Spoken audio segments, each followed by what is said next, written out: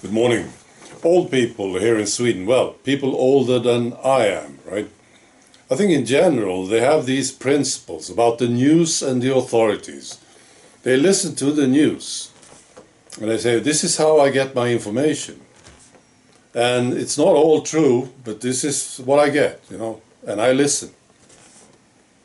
And then it's the authorities. Of course, there's lots of exceptions to this, but in general, the elderly, they are listening to the authorities.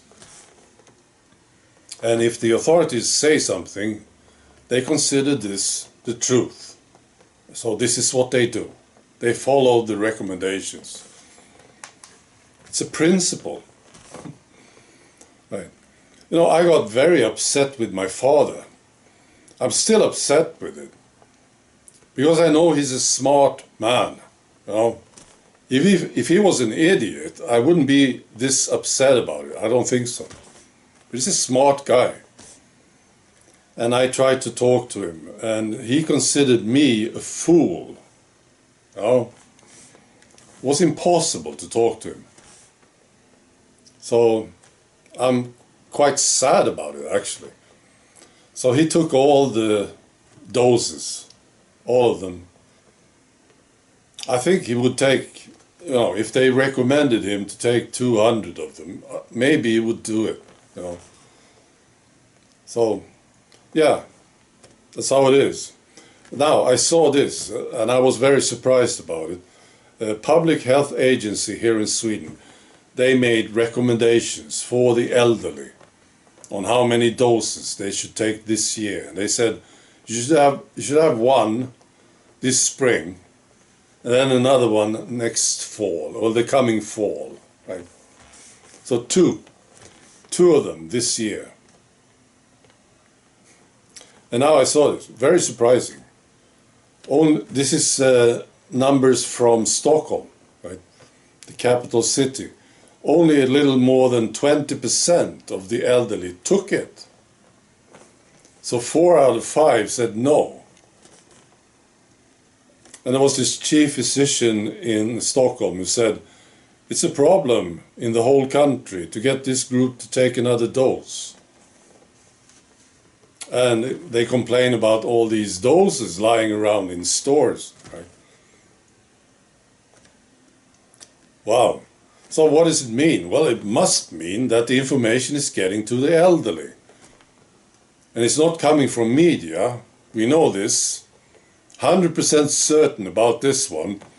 They are not getting this information from media or the authorities.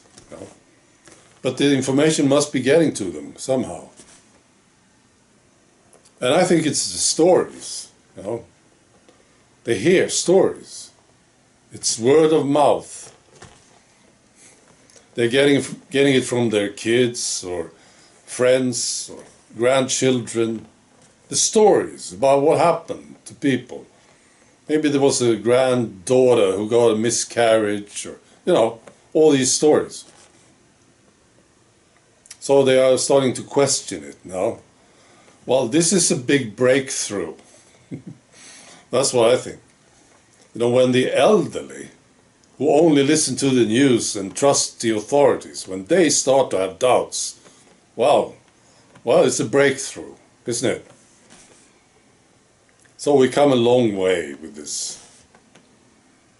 It's from the people. That's where it's coming from. And now apparently it means something. And I think it means something because it's so terrible. If it was just a little thing, a minor thing, they wouldn't pay attention. But now the elderly are paying attention because it's terrible what's going on. That's my theory. I was looking at this guy, Josh Stirling. He's a top insurance analyst, right? And he was looking at UK government health data. And he said this. This was his conclusion. 600,000 Americans per year are dying from the tea. That's a huge number. 600. I did some calculation. It's about 2,000 a day. So you would say, well, there must be a war going on, right? People are dying on the battlefield. 2,000 people a day are dying. And media is not talking about it. Must be a war between the United States and Trudeau. You know? Nothing in media, basically. That's how it is. All right. Be good.